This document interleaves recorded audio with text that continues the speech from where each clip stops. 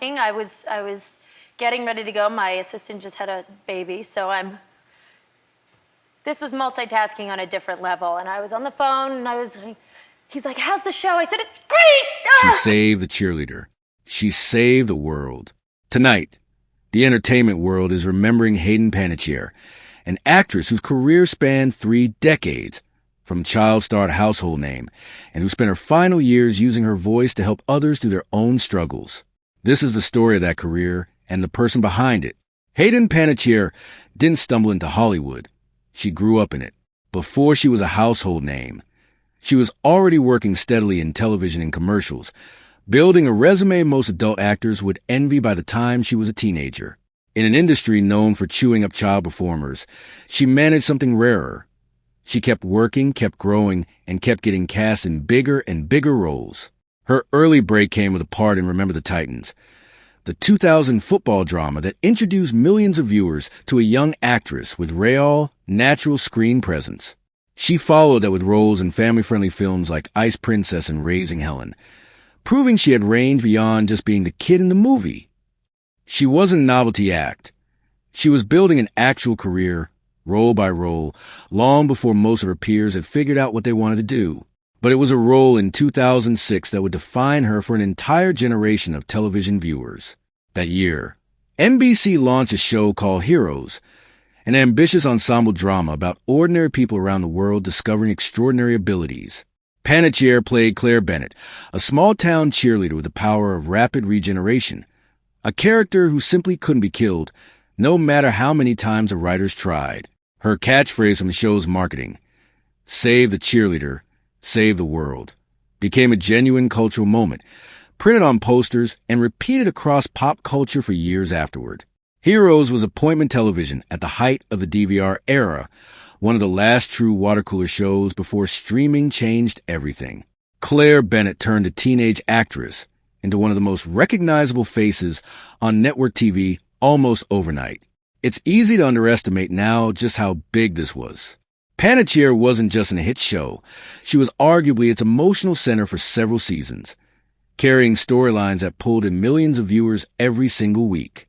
While Heroes built her television career, Panettiere kept working steadily in film alongside it. She joined the Scream franchise, appearing in Scream 4 in 2011 and later returning for Scream 6 in 2023. More than a decade later, proof that a new generation of horror fans still wanted her in the room, still trusted her with a franchise built on legacy and reinvention. She also took on smaller, character-driven films like I Love You, Beth Cooper, and stepped into the true crime space with the TV movie Amanda Knox, showing she wasn't interested in coasting on one type of role or one kind of audience. In 2012, Panettiere took on the role that many consider her most fully realized. Juliette Barnes, a rising, ambitious country star navigating fame, rivalry, and self-destruction on ABC's Nashville. This wasn't just an acting role. It required her to sing, and to sing convincingly as a genuine chart-topping artist alongside seasoned country performers. She delivered, earning award nominations and turning Juliette Barnes into one of the show's most compelling, complicated characters across its 6-season run. Nashville let audiences see a different side of her, not the invincible cheerleader who always came back, but flawed, hungry performer chasing something that always felt just out of reach. Looking back now, some fans and critics have noted how much of herself she may have poured into that role, how the line between performer and performance sometimes seemed to blur. In recent years, Panettiere largely stepped away from the spotlight to focus on something harder than any role she'd ever played, her own life. This past May, she released a memoir titled This Is Me, a reckoning, an unflinching, deeply personal account of postpartum depression, addiction and recovery, trauma, and grief. She spoke openly, for the first time in such detail, about the loss of her younger brother Jansen, an actor in his own right, who died in 2023 at just 28 years old. In interviews around the book's release, she talked about being careful and protective of the people in her life, even while telling her own story, trusting a small circle, including her longtime publicist, to help her find where the honest line was.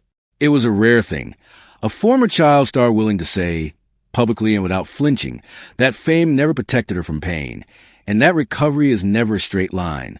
Hayden Panettiere was 36 years old. In a career that started before she was even a teenager, she played a cheerleader who couldn't die, a country star who couldn't stop climbing, and, in her final chapter, herself honestly, for the first time in public. She leaves behind her daughter, Kaya, and a body of work that shaped television and film for an entire generation of viewers who grew up watching her grow up. Details around her passing are still coming in, and we'll share more as they're confirmed. For now, thank you for watching, and rest in peace, Hayden.